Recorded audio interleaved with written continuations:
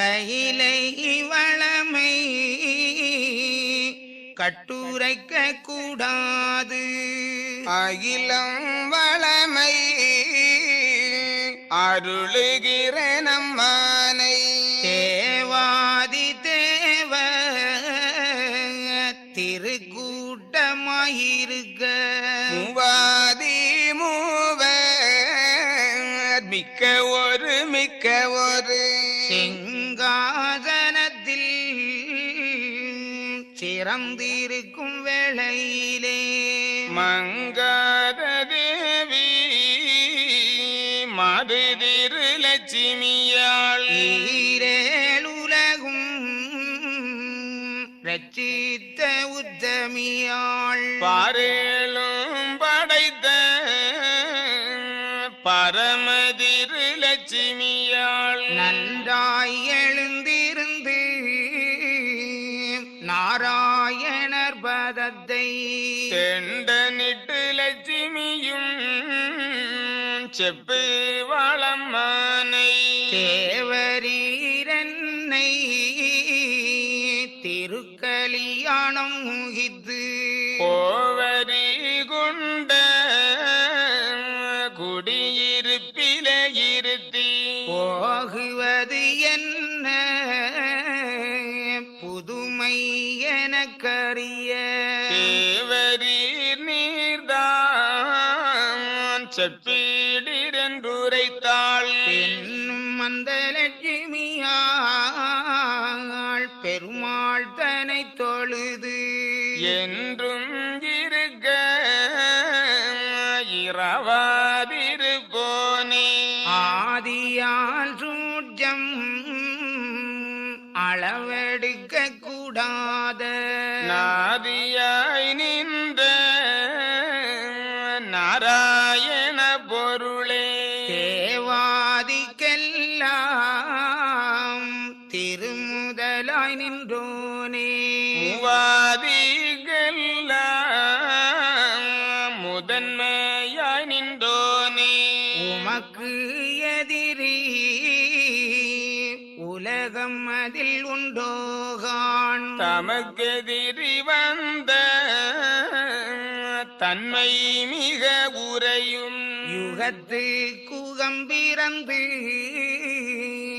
உலகிடத்திலே இருக்க அகத்து வந்த நியாயம் அருளும் என்றாளம்மானை என்று திருவும் ஈதுரைக்க மாயவரும் நன்று நன்று என்று நாராயணர் உரைப்பான் சக்தி சிவமும் தானுதித்த காலம் அதில் எத்திசையும் நாமல் இருவேர் பிறப்பதிலும் ருத்திரர் மயசூரர் உதித்த அந்த நாளதிலும் பக்தி உள்ள தேவர் பரநாதர் நலதிலும் வானோர்கள் தெய்வார் மறைவேத சாஸ்திரமும்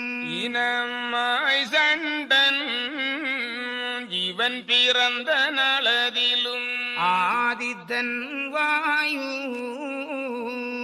அண்டபிண்டம் தோன்றியபின் ஈதுற்ற காலம் ராஜ்யம் ஒன்றுண்டு கண்டாய் அவுகத்தை கண்டு ஆதி பிரம்மா மகிழ்ந்து இவ்வுகத்துக்கு நாமம் என்ன விடுவோம் என்று மாலும் பிரம்மாவும் மாயாதிருப்போனும் ஆலோசித்து நன்றாய் ஆகமத்தை தான் பார்த்து நீடிய யுகமெனவே நியமித்துருதி கொண்டு தேடிய முப்பொருளும் செப்பினர் காணம்மானை அவுகத்தை ஆர்ப்பரித்த காலம் அதில் இவ்வுகத்து காரை இருத்து செய்வோம் என்று சொல்லி எல்லோரும் கூடி இதமித்தாரம் மானை இல்லையாரீசன் திருவேள்விதான் வளர்க்க நல்லையா வேள்வி நன்றாய் வளர்ந்திடவே பிறந்தான் குரோணி பெரிய மலை போலே அறந்தானறியா அநியாய கெடனுமாய் பிண்டம் நிறையும் பொல்லாதன் தன்னுடம்பு அண்டம் அமைய அவன் பிறந்தானம் மானை முகம் கண்களெல்லாம் முதுகு பிறமேலாட நகக்கரங்கள் கோடி கால்கள் ஒரு கோடி தவங்களறிய சண்டி தடி மோடன் குரோணி அவனுயரம் கோடி நாலு முழமாம் கையிலை கிடுகிடனும் கால் மாறி வைக்கையிலே அகிலம் கிடுகிடன் அவன் எழுந்தாலம் மானை இப்படியே குரோணி என்ற ஒரு அசுரன் முப்படியே நீடிய யுகத்தில் இருந்தான்கான் இருந்து சில நாள் இவன் தூங்கி தான் விழித்து அருந்தும் பசியான் அவன் முயன்று பார்ப்பளவில் பாருகான் பல பேருடல் காணான் வாருதிரை நீரை வாரி விழுங்கினன்கான் கடல் நீரத்தனையும் கடைவாய் நனையாமல் உடலெல்லாம் மெத்த கொதிக்குதன வெகுண்டு அகிலம் ஒழுங்க ஆர்ப்பரித்து நிற்பளவில் கைலைதனை கண்டு கண்கள் மிக கொண்டாடி ஆவி எடுத்து அவன் விழுங்கும் அப்போது தாவி குதித்து தப்பினார் மாயவரும் மாயவரும் ஓடி மண்ணு லோகம் புகுந்து தூயவரும் அங்கே சிவனை மிக நினைத்து தவசி இருந்தார்கள் தாமோதரனாரும் தவசிதனில் ஈசன் சந்நியாசி போலே வந்து ஆறு நீ இந்த ஆளவனந்தனிலே ஏது நீ தவசு என்னை நினைந்தவாறேது என்று சன்னாசி இதுரைக்க மாயவரும் பண்டுபட்ட பாட்டை பகர்ந்தார் அவரோடே கையிலையமலோகம் கரை கண்டர் சத்திவரை அகிலமதை குரோணி அசுரனந்த மாபாவி விழுங்கினான் நானும் உபாயமாய் தப்பி வந்தேன் பளிங்கு மலை நாதன் பாரதேவாதி முதல் பண்டு போல் நாளும் பதியில் இருந்திடவும் என்றும் கையிலை இலங்கி இருந்திடவும் முன்று செய்த பாவி முகமும் அவனுடம்பும் தொண்டாரதாக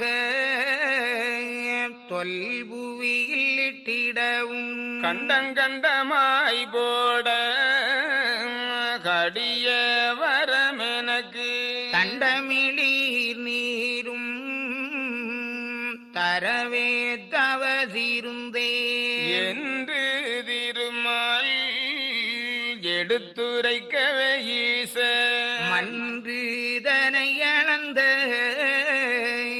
மாலோடு உரைகளுற்றான் ஏழாய் நீ விட்டினவே கேடன் கூரோணி தன்னை தூளாகியாறு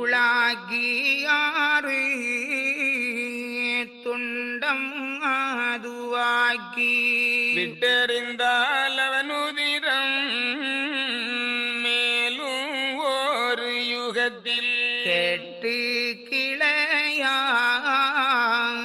கொடிய சூரகுலமாய் பிறகும் அவனுதிரம் பொல்லாதான் தன்னுடம்பு தொண்டம் ஒன்றுதானும்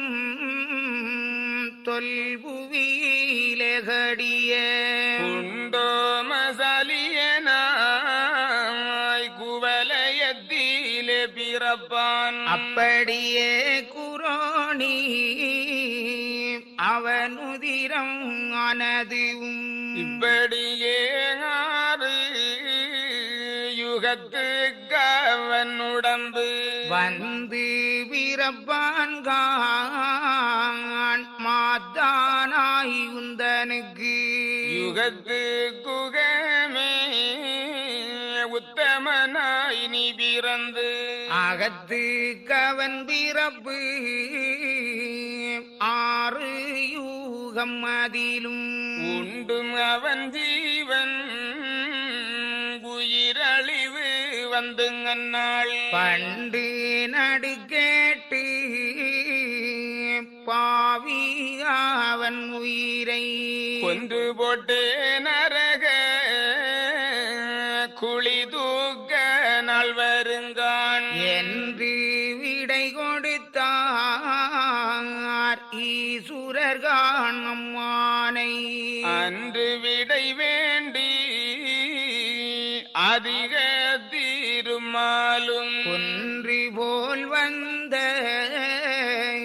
கொடிய பாடுபாவி குரோணிதனை ஜெயிக்க கோபம் வேகுண்டெழுந்து ஸ்ரோணித வேதன் துடியாய் நடந்தனராம் நாகத்தனை கிடந்த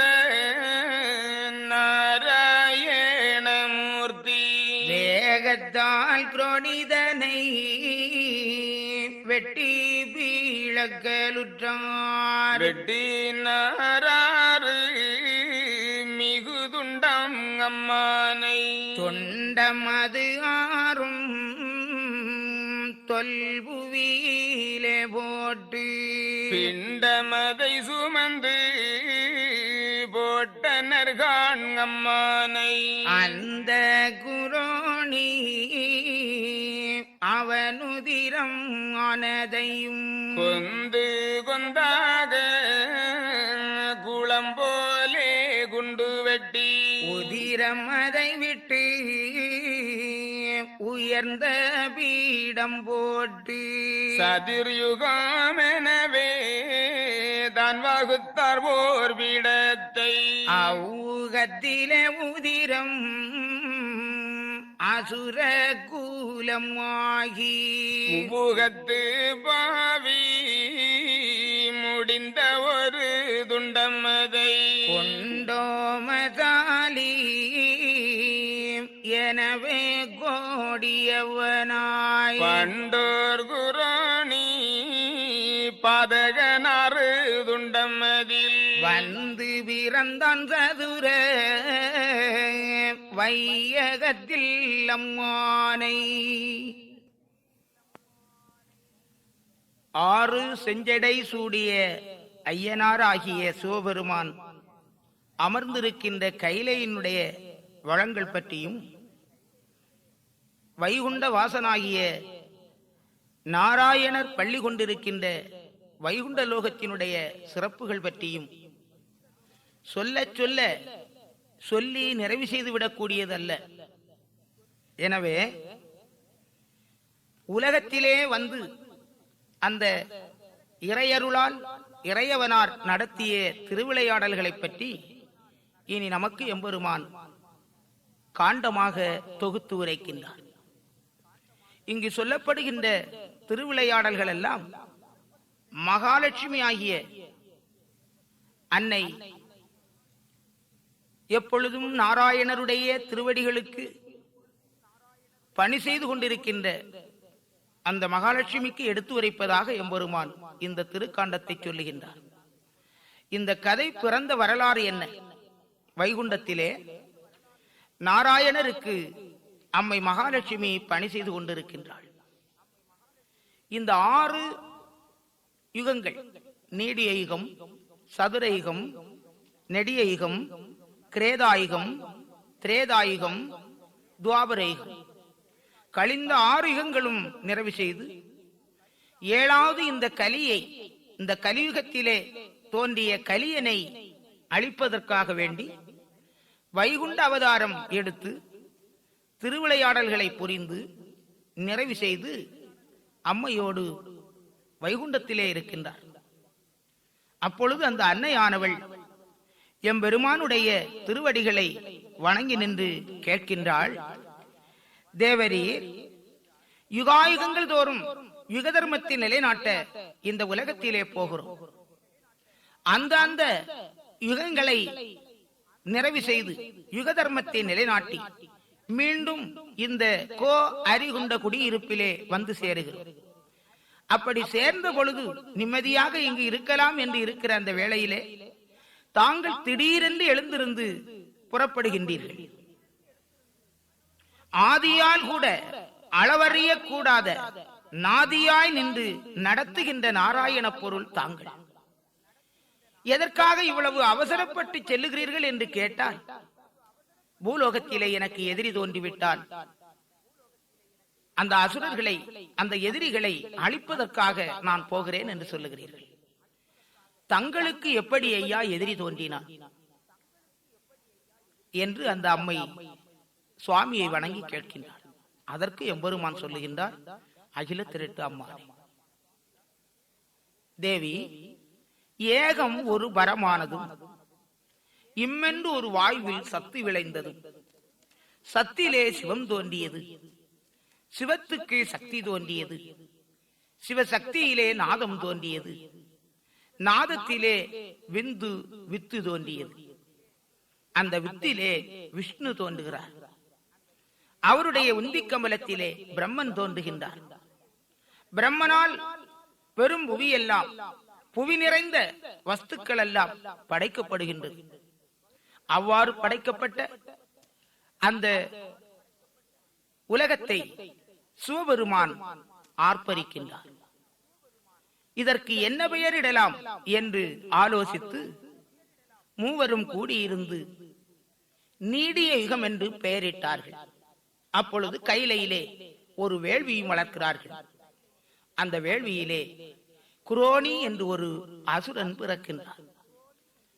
குரோணியானவன் இத்தனை கால்கரங்களோடு அல்லது இத்தனை அமைப்புகளோடு இருந்தான் என்று யாராலும் சொல்ல முடியாத கொடூர தன்மையாக அவன் இருக்கிறான்.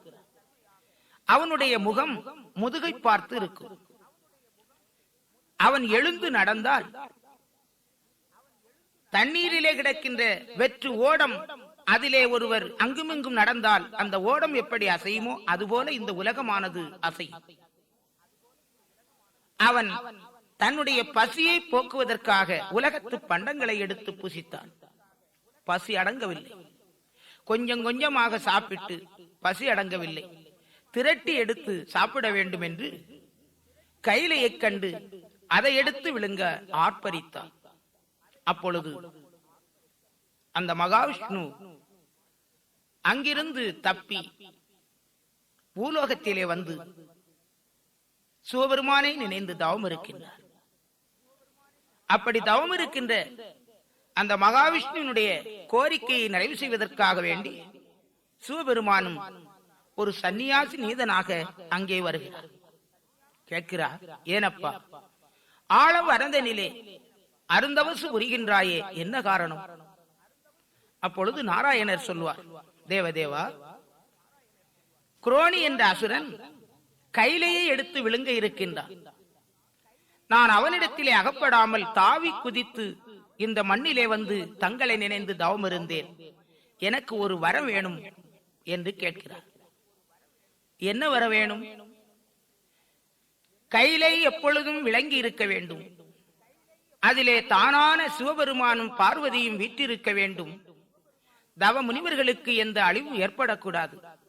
இப்பொழுது இந்த குரோனியை விட்டு வைத்தால் அவன் அப்படியே எடுத்து விழுங்கி விடுவான்.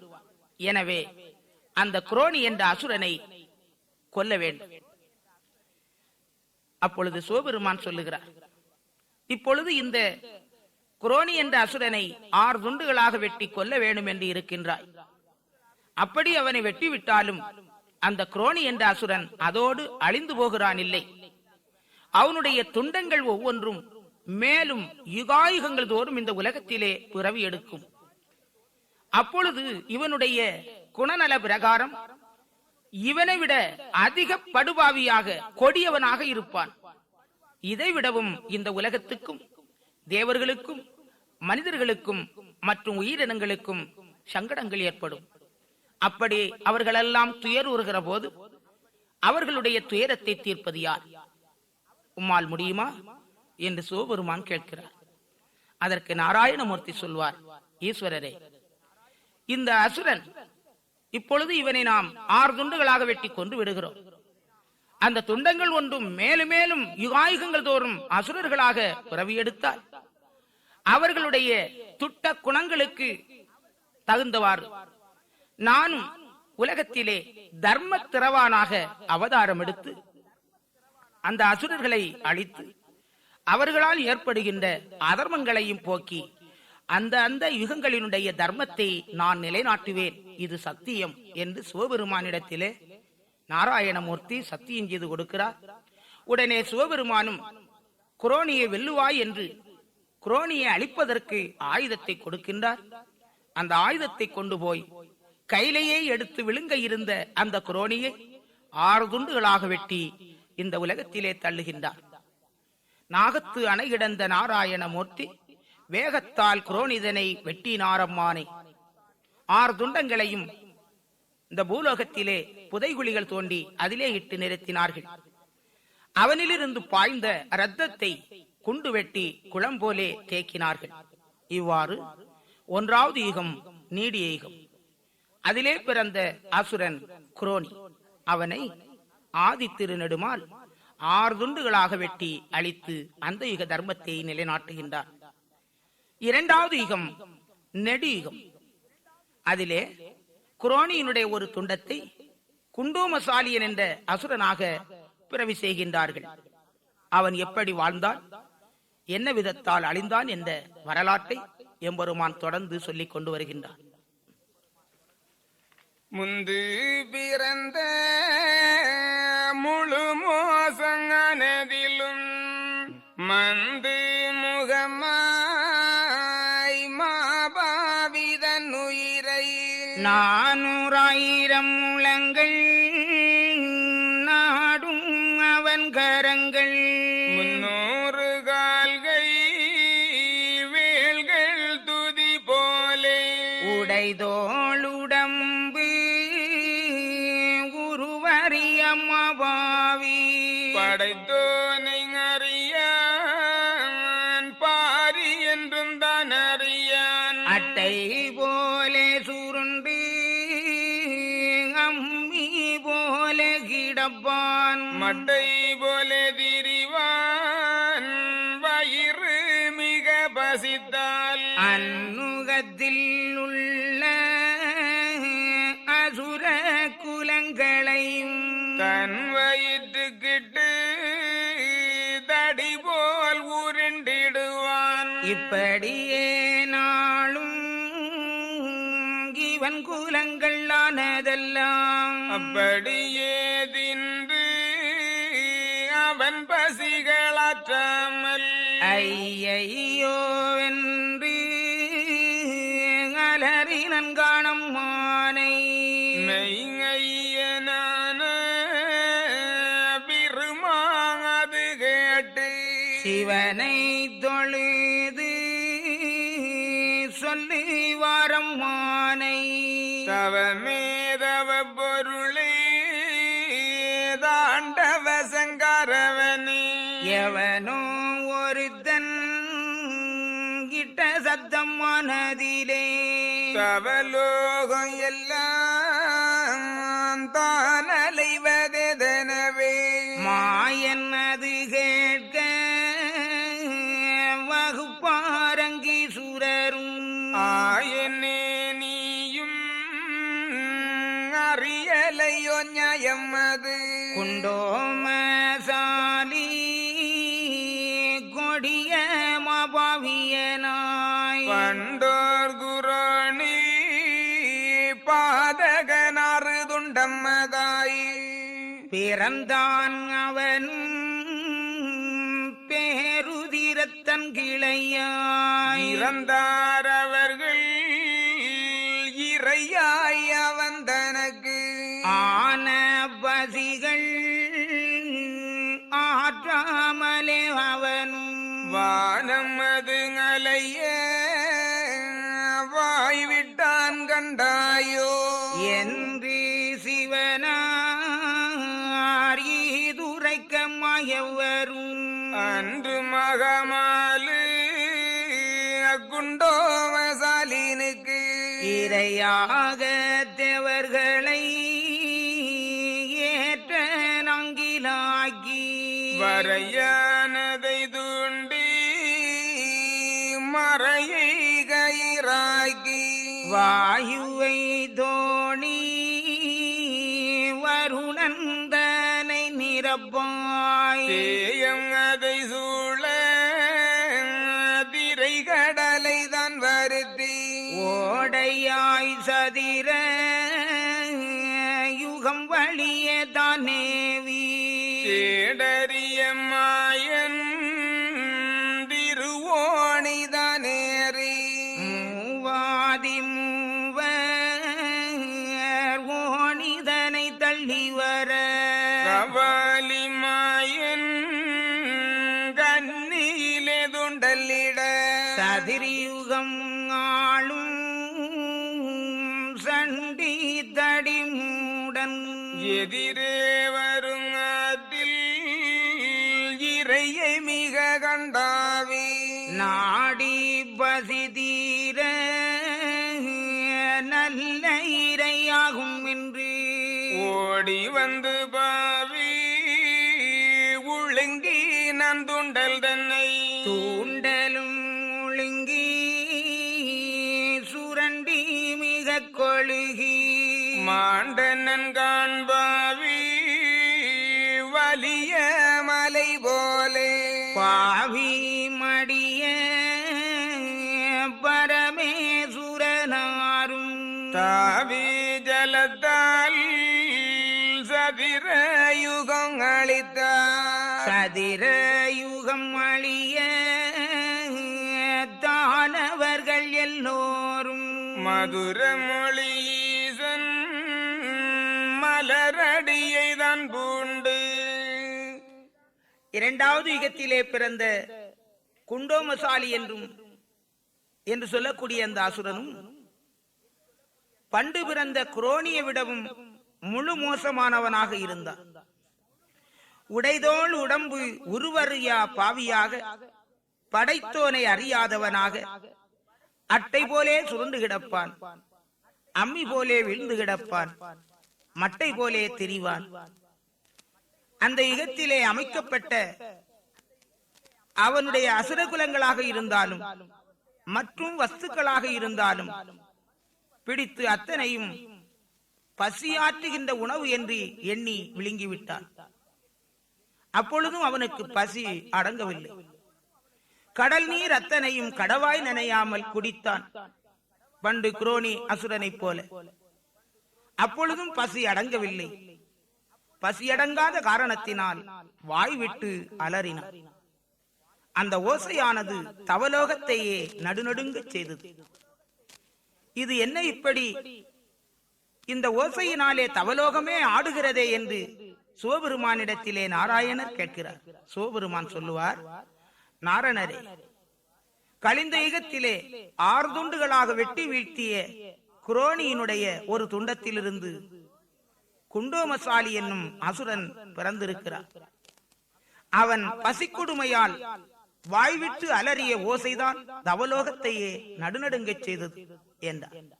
உடனே எம்பெருமான், அப்படி என்றால் இவனையும் நாம் அழித்து விட வேண்டியதுதான் என்று எண்ணி தேவர்களை எல்லாம் நாங்கில் புழுவாக்கி மலைகளை எல்லாம் தூண்டலாக சமைத்து 4 வேதங்களையும் கயிறாக திரித்து வாயுவை தோணியாக்கி வருணனை மிதப்பலாக்கி கடலை ஓடையாக்கி காயாம்பு வண்ணராகிய எம்பெருமான் தோணி ஏறி அந்த குண்டோமசாலியனுக்கு தூண்டல் போடுகிறார்.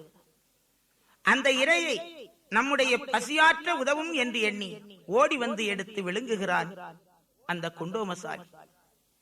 எம்பெருமான் அதை சுண்டி இழுத்தவுடனே அந்த தூண்டலானது அவன் குடலிலே கொழுகி அந்த வேதனை தாழ முடியாமல் துடிதுடித்து மாண்டு போகிறார். இவ்வாறு 2வது யுகம் நீடிய யுகம். அதிலே பிறந்த அசுரன் குண்டோமசாலி.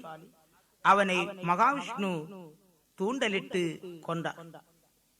சிவபெருமான் தண்ணீரால் இந்த உலகத்தை சுத்தம் செய்கிறார். இவ்வாறு 2வது யுகம் நிறைவேறுகிறது. அடுத்த யுகம் 3வது யுகம் நெடு யுகம். அதிலே தேவர்கள் எல்லாம் கூடி சிவபெருமானிடத்திலே ஒரு வேண்டுதலை வைக்கின்றார்கள். தேவர் மறையோர் தெய்வேந்திரன் முதலாய் மூவர்களும் வந்து முதலோ நடிபணிந்து பரமனே நீரும் படைத்த யுகரெண்டதிலும் வரமேதும் கேட்டு வாழ்ந்தவரை கண்டில்லமே. அந்த தந்தம் இல்லா ஆணுவங்கள் தானும் இல்லா இந்த வகை ஜாதி இல்லாமல் ஈசுரரே இறந்தாலவனும் பெரியோ நடி வணங்கி வரந்தாரும் என்று வாளாயுதத்தோடே வலிவும் பலமும் வாய்த்த சூரப்படையும் கொலிவும் பெரிய குவிந்த மதில் கோட்டைகளும் கெட்டு கிளைப்பாணி கிரண மதுவுடனே நட்டு பயிரால் நாளும் பசி தீர்ந்து இருந்து பொறுக்க ராஜ்யம் ஒன்றுண்டாக்கும் வருந்தி மகாதேவர் மலரோ நடி வணங்கி ஆதி சிவனும் அதிக சந்தோஷமதாய் வேதியரை தான் வருத்தி விளம்புவாரி சுரரும் மாலும் பிரம்மாவும் வாய்த்த பரமேசுரரும் 4 மறையோரும் நடுவர் மிக கூடி முன்னுள்ள துண்டம் ஒன்றை 2ஆக்கி வைத்து பின்னே திறப்பு பிரம்மா உருபடைக்க சிவாய பொருள்தான் சிவநிலை கொடுக்க உபாய பொருள்தான் உல்லாசமே கொடுக்க முண்டமிரு பேரும் உருவாய் உருவெடுத்து தண்டமது கொண்டார் சிவனை மிக போற்றி அப்போது மாயன் ஆதி அடி வணங்கி இப்பொழுது சுரரே இவர்கள் 2 பேர்க்கும் என்ன பேதானும் இடுவோமென உரைக்க பன்ன பரமேசுரனார் வகுத்து உரைப்பார்கான் திறந்தான் பெருகும் திருமால நீர்களும் பிறந்த அசுரருக்கு பெயரிட வேண்டும் என்றால் மாயனே நானும் ஒரு உபாயம் வகுப்பேன் கேள் ஆயனே நீயும் அது கேட்க வேணும் என்றார் அண்ட பிண்டம்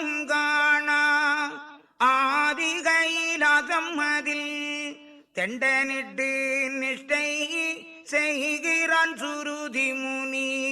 இந்த முனி அடுக்க இவர்கள் 2 பேரை விட்டு அந்த முனிதவத்தை அழிக்கவே சொல்லிடுவோம் என்று சிவம் உரைக்க எல்லோரும் சம்மதித்து அன்று பிறந்த அசுரர்களை தானேவ புராணேசூரன் பொறு நூறானது போல் பராணேசூரன் வாய்களிரு காதவழி சூரருட கைகள் 92 மூரன் கால் 100 உயர்ந்த சிரசன்பதுவும் கண்கள் 100 வெண்டரளமிருகலமே துங்கணங்கல்லாக சூரரடம் தேறி கண்கவிழ்ந்து யோகம் கருத்துருத்தாய் நிற்கின்ற வன்கவிழ்ந்த மாமுனியை வாரி எடுத்தவர்கள் அலைமேல் எறிய ஆர்ப்பரிக்கும் அவ்வளவில் கலைமேல் பரந்த கடிய முனி பகர்வான் ஏனடா என்னை இருந்த தவசளித்து வீணடா செய்தாய் விழலாய் அறமூடா என்னை எடுத்து இக்கடல் மேல் போட்டாலும் உன்னை அறுக்க ஒரம்பாய் உருவெடுத்து பங்கைய கண்மாயன் பக்கமதில் நான் சேர்ந்து உங்கள் 2 பேரை ஊடுருவன் நான் அறுத்து இந்த கடலில் எடுத்து உங்களை எறிந்து உங்களோட ஊரை ஒக்ககரி காடாக்கி நானும் வைகுண்டம் நற்பேறு பெற்றிருப்பேன் வானுதிரு அணை என்று மாமுனியும் சாபம் விட்டான் உடனே முனியை உயர்த்தி எடுத்த சூரர் கடல் மேல் எறிந்தார் கர்ம விதிப்படியே அந்த முனியும் அரணாரருளாலே மந்திரபுரக்கணையாய் வாரிகளைக்குள்ளிருந்தான் சுருதி முனிதனையும் தொயங்கதில் விட்டறிந்து உறுதி குடி சூரர் ஓடி வந்த கையிலை இசந்தனை தொழுது இறஞ்சி நின்றாரம்மானை சுருதி முனியுடன் நெட்டை தொலைத்தவர் கருதிய சூரர் கையிலை மேவியே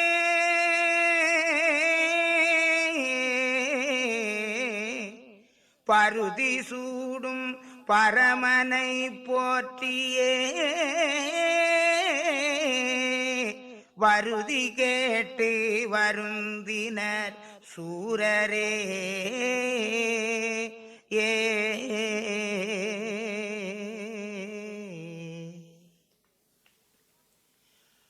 மூன்றாவது யுகத்தில் அசுரனை பிறவி செய்வதற்கு முன்னால் தேவர்கள் எல்லாம் சிவபெருமானிடத்திலே ஒரு வேண்டுதலை வைக்கின்றார்கள். பிரம்மதேவர், நாராயணர் மற்றும் 33 கோடி தேவர்கள், 48,000 ரிஷீஸ்வரர்கள், இப்படி எல்லோருமாக கூடியிருந்து சிவபெருமானிடத்திலே சொல்லுவார்கள், ஈஸ்வரா, கழிந்த 2 யுகங்களிலும் பிறவி செய்யப்பட்ட அசுரர்கள் ஒவ்வொருவராக இருந்தார்கள். இனி நாம் பிறவி செய்கிற அசுரர்கள் 2 பேர்களாக நாம் பிறவி செய்ய வேண்டும். கழிந்த யுகங்களிலே நம்மால் இந்த உலகத்திலே உண்டு பண்ணப்பட்ட வஸ்துவையே அவர்கள் உணவாக உட்கொண்டிருந்தார்கள். ஆனால் இனி இந்த அசுரர்கள் இந்த பூலோகத்திலே சென்று பயிர்கள் செய்து அதில் விளைந்து வருகிற பண்டங்களை அவர்கள் உண்டு வாழ்கின்ற திறமுடையவர்களாக இருக்க வேண்டும். கழிந்த யுகங்களிலே படைத்தவனை அறியாதவர்களாக, அறிய மாட்டாதவர்களாக இருந்தார்கள். இனி படைத்தவனை அறிந்து அவனை வணங்கி வேண்டிய வலுவும் பலத்தோடும் வரங்களும் பெற்று பூலோகத்தை மன்னராக ஆளுகின்றவர்களாக இனி பிறவி செய்ய வேண்டும் என்று கேட்டுக்கொண்டார்கள். உடனே அந்த தேவ சபையிலேயே குரோனியினுடைய ஒரு துண்டத்தை வரவழைத்து எல்லோருக்கும் பொதுவிலே பிரம்மதேவர் அதை இரண்டாக பகிர்ந்து இரண்டு உருவங்களாக படைக்கின்றார். சிவாய பொருளாகிய சிவபெருமான் அதற்கு உயிர் கொடுக்கின்றார். உபாய பொருளாகிய நாராயணர் உல்லாசம் கொடுக்கின்றார். உல்லாசம் பெற்ற இரண்டு அசுரர்களும் எழுந்திருந்து மும்மூர்த்திகளை சுற்றி வலம் வந்து வலுவும் பலமும் வாய்த்த பல வரங்களும் வேண்டும் என்று கேட்டார்கள். நாராயணர் சொல்லுவார் ஈஸ்வரரிடத்திலே, இவர்களுக்கு கேட்ட வரத்தையும் கொடுத்து பெயரும் சூட்டி அனுப்பிவிடலாமே என். அப்பொழுது சிவபெருமான் சொல்லுகிறார், நாரணரே, இவர்களுக்கு பெயர் சூட்ட வேண்டும் என்றால் நான் ஒரு உபாயம் வகுக்கின்றேன், அதை பார்த்திருவோம் என்று சொல்லிவிட்டு அசுரர்களிடத்திலே சென்று, அசுரர்களே, நான் ஒன்று சொல்லுகிறேன், அதை நீங்கள் செயல்படுத்த வேண்டும். என்ன? அண்டபிண்டம் காணா ஆதி கைலாசத்திலே சுருதி முனிவன் என்று ஒரு முனிவன் நெடுநாளாக தவம் இருக்கிறார். அவனுடைய தவத்தை நீங்கள் அழித்து விட்டு வர வேண்டும். அது மட்டும் நீங்கள் செய்தால் நீங்கள் கேட்ட வரங்களை தருவேன் என்றார். உடனே இரண்டு அசுரர்களும் இரண்டு பெரிய மலை எழுந்திருந்து சென்றதை போன்று வேகமாக அந்த முனிவன் தவம் இருக்கின்ற இடத்தை நோக்கி சென்று தவத்தில் இருக்கின்ற அந்த முனிவனை அப்படியே பேர்த்தெடுத்து கடலிலே எறிய நின்றார்கள். காற்றையே ஆகாரமாக கொண்டு பலகாலம் தவம் இருக்கின்ற அந்த முனிவன் அந்த அசுரர்களுக்கு புத்தி சொல்லுகிறார். அசுரர்களே, நீங்கள் என்னை எடுத்து இந்த கடலிலே எறியாதீர்கள். நான் உங்களுக்கு ஒரு பாவமும் செய்யவில்லை. நீங்கள் என்னை இந்த கடலிலே தூக்கி எறிந்து விட்டால் அதோடு நான் அழிந்து விட்டேன் என்று எண்ண வேண்டாம். நான் ஒரு கணையாக, அதாவது அம்பாக உருப்பெற்று பால்கடலிலே பள்ளி கொண்டிருக்கின்ற பரந்தாமன் பக்கத்திலே, பங்கையக்கன் மாயின் பக்கத்திலே வளர்ந்திருப்பேன். காலம் வருகிற போது நான் உங்களை ஊடுருவ அறுத்து உங்கள் நாட்டையும் கரிக்காடாக்கி வைகுண்ட பேர் பெறுவேன் என்று சொன்னார். அந்த சொல் அங்கே எடுபடவில்லை. அந்த அசுரர்கள் ரெண்டு பேரும் கலைமேல் பறந்திருந்த அந்த முனிவனை தூக்கி கடலிலே எறிந்துவிட்டு அந்த வெற்றியை சிவபெருமானிடத்திலே சொல்ல, வெற்றி செய்தி சொல்ல ஓடோடி வருகின்றார்கள். சிவபெருமானை வணங்கி சுருதி முனிவனுடைய தவத்தை அழித்து அவனையும் தூக்கி கடலிலே எறிந்துவிட்டோம். எங்களுக்கு தருவேன் என்று சொன்ன வரங்களை தர வேண்டும் என்று அவர்கள் கேட்கின்றார்கள். சுருதி முனிதவத்தை தொலைத்தேங்க வந்தனையும் பொருகி கடல் மீதில் போட்டறிந்து வந்தவர்கள் ஈசந்தனை தொழுது ஏற்றவரம் கெட்டதினால் வாசம் உள்ள ஈசன் மாதுமையைதான் நோக்கி தூயவளே மாயவளே சூரர் இருவருக்கும் நேயம் உள்ளதோர் வரங்கள் நீ கொடுக்க வேணும் என்றார். வரங்கொடுக்க வென்று மறையோன் அதிசயித்து சிரசன்பதனுடைய சீர்சூரனை நோக்கி ஏது வரம் உங்களுக்கு இப்போதர வேணும் என்றார். தீது குடி கொண்ட சிரசன்பதனுரைப்பார். மாதவரே தேவர்களே மறையவரே மூவர்களே ஆதவர் எங்களுக்கு அதிக வரம் வேணும் என்றான். அம்புவியில்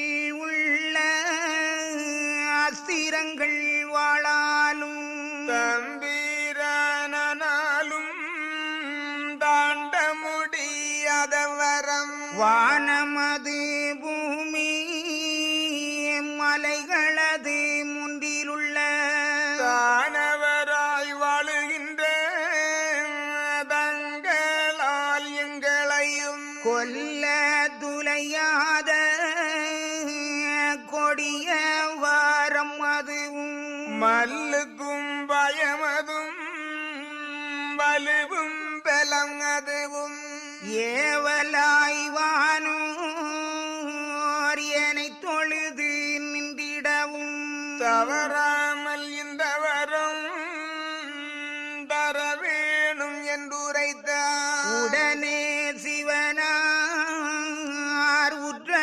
உற்றங்காசுரருக்கு அடமாய் அவன் கேட்ட அவ்வரங்கள் தன் கொடுத்து நீசன் இருக்க நெடிய யூகம் வகுத்து